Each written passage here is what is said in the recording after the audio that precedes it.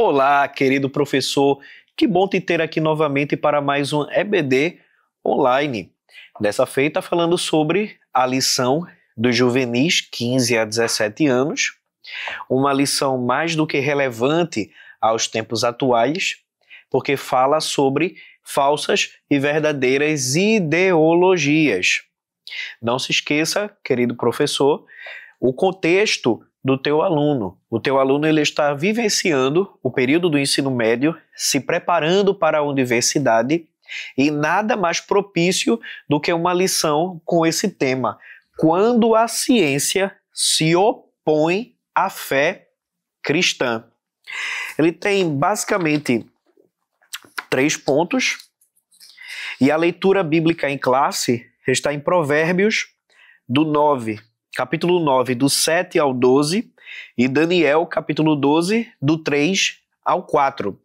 Porém, dê um foco maior na primeira leitura, no versículo de número 10 do capítulo 9 de Provérbios, que diz assim: o temor do Senhor é o princípio da sabedoria, e a ciência do santo a prudência. E um foco maior também no segundo texto, no versículo 4 do capítulo 12 do profeta Daniel, que diz assim: e tu, Daniel, fecha essas palavras e sela esse livro até o fim do tempo. Muitos correrão de uma parte para outra e a ciência se multiplicará. Quando nós falamos de ciência e de conhecimento, é importante que você deixe claro para o seu aluno que o conhecimento, a ciência, é algo do próprio Deus, que Deus presenteou ao ser humano, conforme diz a palavra do Senhor lá no Salmo 139, versículo 6. Tal ciência para mim é maravilhosíssima, tão alta que não posso atingir. Então, o ser humano, ele em hipótese alguma saberia de qualquer coisa se o próprio Deus não revelasse pelo menos uma fagulha e um pouco do tamanho do conhecimento do próprio Deus ao ser humano. Nós já tivemos algumas lições anteriores falando sobre o humanismo, que é quando a criatura quer ser acima do Criador. E aqui nós percebemos que muitas vezes o ser humano ele quer se colocar acima de Deus com o seu conhecimento, mas através do texto do Salmo 139, verso 6, diga para o seu aluno que somente através do céu, somente através do nosso Deus, é que o conhecimento ele chega para o ser humano, tudo através da permissão dele. Quando iniciamos o primeiro ponto, a verdadeira ciência, cite alguns nomes para o seu aluno: Nicolau Copérnico, Blaise Pascal, William Herschel e Isaac Newton. O que esses pensadores e cientistas têm em comum? Nicolau Copérnico, criador da teoria do heliocentrismo, ou seja, que a Terra gira em torno do Sol, uma das mentes mais brilhantes de seu tempo. Blaise Pascal, criador do relógio de pulso, criador da calculadora, uma mente extraordinária. William Herschel, astrônomo, descobridor do planeta Urano. Isaac Newton, o famoso Isaac Newton, sintetizador da ideia de que no universo existe a gravidade. Reza a lenda que ele, assim, teve a ideia e sintetizou a gravidade quando uma maçã caiu na sua cabeça.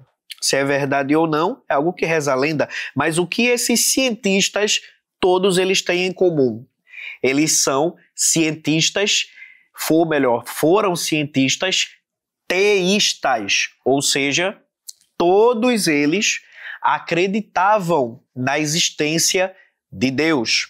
Todos esses grandes nomes da ciência, apesar de serem altamente estudados em matemática, em astronomia, em física, mas todos esses grandes cientistas eles tinham em comum a crença em um Deus totalmente transcendente, mas um Deus também que criou todas as coisas em uma causa primeira.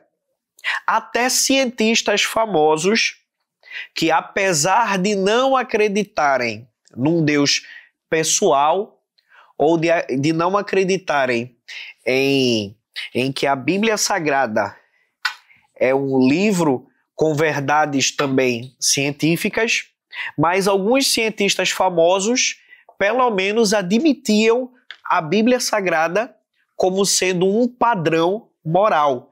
É o caso do famoso Galileu Galilei e o caso também do famosíssimo estudioso físico Albert Einstein. Quando nós falamos de Einstein, por exemplo, Einstein ele tinha um sentimento, apesar dele não acreditar em um Deus pessoal, mas Einstein ele acreditava que o universo ele possuía também uma causa primeira e que num vasto universo como o nosso, sem sombra de dúvidas, deveria existir uma mente pensante que arquitetou todo o universo. É o que ele chamava de sentimento cósmico religioso.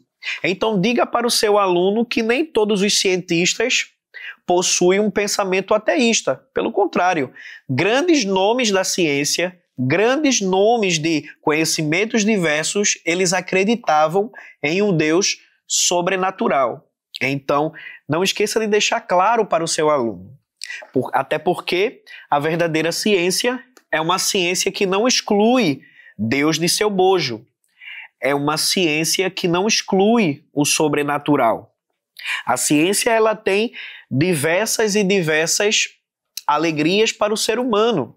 Ela acompanha o progresso do ser humano, desde os primórdios da humanidade, com os egípcios, com as suas pirâmides. Diga para o seu aluno, traga esse contexto do progresso do conhecimento até aqui, desde os antigos, na história antiga, passando pela era medieval, os avanços tecnológicos, a revolução industrial, chegando na alta tecnologia como a robótica e a inteligência artificial que temos hoje, todos os recursos audiovisuais que a tecnologia proporcionou ao ser humano. Faça esse paralelo, traga para o seu aluno no ponto 1 e diga para ele que todo esse avanço científico e de conhecimento é um avanço que primeiramente já estava profetizada por Daniel, de que o conhecimento se multiplicaria e que, acima de tudo, foi o próprio Deus que deu ao ser humano. Provérbios 2:6 diz assim: porque o Senhor dá a sabedoria e da sua boca vem o conhecimento e o entendimento. Lá no Êxodo 31:3, na construção do tabernáculo, nós temos o episódio onde Deus ele toca em algumas pessoas para que essas pessoas desenvolvam a capacidade cognitiva para assim trabalhar nos utensílios do tabernáculo. Êxodo 31:3 diz assim: e o enchi de espírito de sabedoria e de entendimento e de ciência em todo artifício. Então diga para o seu aluno que a verdadeira ciência é uma ciência que não exclui o sobrenatural e não exclui a existência do nosso Deus. Quando nós chegamos no ponto 2, professor, aqui é onde talvez você encontre o maior período da sua aula.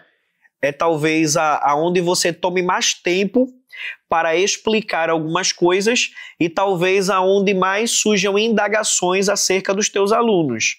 Lembrando novamente que eles estão em um contexto, talvez alguns em universidades, alguns galgando cursos superiores que são muito, muito difíceis para um cristão estar inserido ali, principalmente nas ciências humanas ou nas ciências naturais, como física, alunos da área da saúde, pessoas que estão querendo, alunos teus que estão planejando cursar medicina ou um curso que não, propriamente dito, aceite as experiências sobrenaturais da Bíblia Sagrada. Então, ao iniciar o ponto 2, explique para o seu aluno a diferença entre ateísmo e agnosticismo. Pergunte se eles sabem, se já ouviram alguma coisa sobre, se alguém sabe definir o que é ateísmo e o que é agnosticismo. Diga para o seu aluno que ateísmo seria você excluir a crença em uma mente pensante ou em uma causa primeira sobrenatural de todas as formas. E o agnosticismo seria a possibilidade, ainda que não se saiba quem criou o universo, mas um agnóstico, ele acredita que há uma possibilidade, ele só não sabe o quê. Ateus e pessoas anticristãs e que eram contrárias à palavra de Deus se levantaram ao longo da história. Um dos mais reverenciados ateus na universidade é justamente o Richard Dawkins, que escreveu Deus, um Delírio. Esse livro ele é cabeceira nas universidades contra a palavra de Deus e a favor do ateísmo. Olha só o que Richard Dawkins ele fala sobre a existência de Deus e defendendo o seu ateísmo. Ele diz assim: a existência de Deus, embora não seja tecnicamente descartável, é muito, mas muito improvável mesmo. Palavras de Richard Dawkins, alguém reverenciado nas universidades. Outra pessoa que é também reverenciado nas faculdades e universidades é justamente o Karl Marx. Mas olha o que ele fala relacionado à palavra de Deus. A religião é o suspiro da criatura oprimida, o ânimo de um mundo sem coração e a alma de situações sem alma. A religião é o ópio do povo. A abolição da religião enquanto felicidade ilusória dos homens é a exigência de sua felicidade real. Olha só como Karl Marx se posicionava, alguém que é reverenciado em muitas universidades e dentro do contexto do ensino médio dos teus alunos. Professores seculares estão influenciando os teus alunos no colégio através das ideologias dele. Olha só o que ele fala acerca da Bíblia Sagrada, de que ela é o ópio do povo, de que ela é ilusória, de que a religião é algo ilusório. Então, pensadores seculares, eles têm esse pensamento. Outra coisa, os ateus, eles afirmam que não existe um Deus sobrenatural justamente porque não podemos provar a sua existência. De certa forma, eles estão corretos. A gente não pode provar, até porque Deus, ele não pode ser colocado em um tubo de ensaio e ser experimentado cientificamente. Deixe claro isso para o seu aluno. Sempre que o seu professor secular se levantar contra você e dizer que Deus não existe porque não se pode provar a existência dele, diga para ele que, de fato, Deus ele é sobrenatural e não pode ser colocado em um tubo de ensaio para ser experimentado. Porém, a palavra de Deus, ela tem evidências claras de que ela é a verdade absoluta. Na verdade, esse termo existência de Deus, Deus existe, talvez alguém possa se perguntar, Deus existe?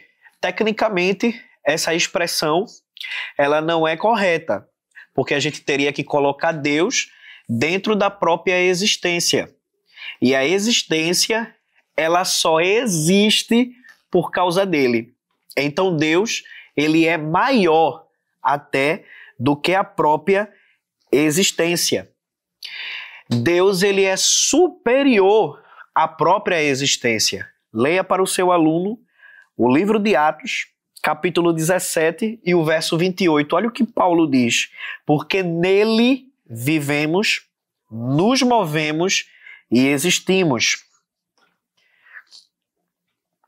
Porém, a gente pode evidenciar a veracidade da palavra de Deus e evidenciando a palavra de Deus como sendo verdadeira, estamos evidenciando que o nosso Deus, ele é real. Um dos argumentos que a gente pode utilizar é justamente olhar para o próprio universo. Diga para o seu aluno, escreva em algum quadro, se você tiver acesso, 3 palavras: tempo, espaço e matéria. Olhando para o universo, sabemos que o universo está regido em 3 grandezas. O tempo, ninguém consegue fugir do tempo. O espaço, ninguém consegue fugir do espaço para estar inserido no universo. E a matéria. Para que o tempo viesse a existir, para que o espaço viesse a existir e para que a matéria viesse a existir, precisaria existir alguém maior que o tempo, maior que o espaço e maior que a matéria. Também não estar preso ao tempo, nem preso ao espaço e nem preso à matéria. Quando nós observamos as vastas religiões que existem no planeta, nós percebemos que o único Deus descrito com essas características é justamente o Deus da Bíblia Sagrada. O Deus onipotente, onisciente e onipresente, a mente sobrenatural, pensante, que arquitetou todas as coisas. Mas nós podemos também evidenciar que o nosso Deus ele é real através de alguns argumentos. Se você quiser utilizar esses argumentos, professor, é muito salutar na sua aula que você coloque esses argumentos, até porque os teus alunos irão colocar em prática futuramente e se lembrarão desses argumentos para assim refutar dentro das universidades e dentro do colégio no ensino médio. Um argumento que nós utilizamos para evidenciar que o nosso Deus é real é o argumento que nós chamamos de teleológico, que é basicamente o seguinte: qualquer coisa completa e perfeita em si mesmo é evidência de um Criador. O universo é uma evidência que existe uma inteligência suprema que o tenha criado. Diga para o seu aluno o seguinte: você já parou para analisar toda a complexidade do corpo humano, toda a complexidade do universo, das estrelas, das galáxias? É impossível não olhar para um universo como esse e ao mesmo tempo não olhar para si próprio na complexidade do ser humano, das células, do coração, de todos os órgãos que compõem o ser humano e não acreditar que existe alguém muito mais superior a esse plano de existência que tenha criado todas essas coisas. O universo é enorme, muito vasto, infinito. E é impressionante como a vida na Terra, milimetricamente calculada, eu não posso crer que tudo isso foi obra do acaso. Tudo milimetricamente calculado para existir o oxigênio, para existir ar nos nossos pulmões, para existir vida inteligente no planeta Terra. Eu não posso crer que tudo isso foi obra do acaso. Diga para o seu aluno que também existe um outro argumento, o argumento moral. Ele consiste basicamente no seguinte: o próprio fato do conhecimento do certo e do errado sugere a necessidade de um padrão absoluto. Se alguma coisa é certa e outra é errada, é porque existe alguém que fez essa determinação. Todo mundo sabe o que é certo e o que é errado, independente de ensinamento. Mas no ser humano existe um padrão moral que ele sabe o que é certo e o que é errado matar, que é errado roubar, que é errado estuprar. Então, se existe uma lei moral no ser humano, existe alguém maior que essa lei moral, que criou essa lei moral e colocou dentro do ser humano. Não pode existir uma lei moral dentro do ser humano que veio do acaso, Quem foi que determinou que o ser humano não pode matar? Mas o ser humano, ele sabe que tirar a vida de outro é algo errado. Então, existe um legislador maior que criou e sintetizou essa lei moral e colocou dentro do coração do próprio ser humano. Há outro argumento, um argumento chamado de cosmológico. Esse é o argumento de causa e efeito. Com ele concluímos que alguém deve ter feito o universo, pois todo efeito tem uma causa específica e primeira. Para tudo existir, precisa de uma causa primeira. Antes da madeira ser utilizada para ser a cadeira, talvez, do teu aluno, explique isso para ele, antes ela foi uma árvore, o tronco de uma árvore. Para tudo estar aqui, é necessário de uma causa primeira. E o nosso Deus, ele é justamente essa causa primeira.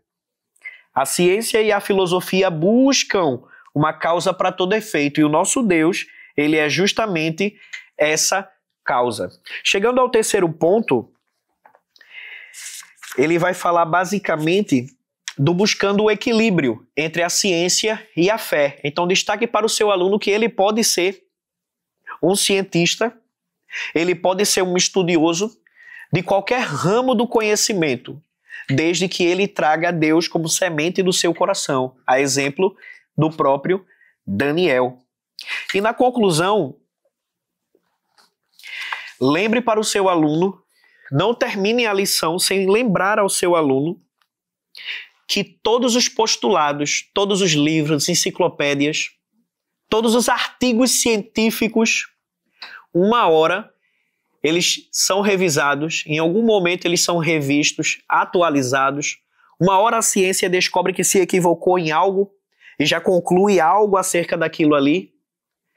Mas a Bíblia Sagrada, que muitos cientistas e pós-doutores consideram como anacrônica, obsoleta e irrelevante para a sociedade, nunca precisou ser atualizada, porque ela, de fato, é a palavra de Deus. Antes de Yuri Gagarin, em 1961, ir ao espaço e contemplar que a Terra era esférica, Pitágoras, em 570 a.C., já teorizava que a Terra era esférica.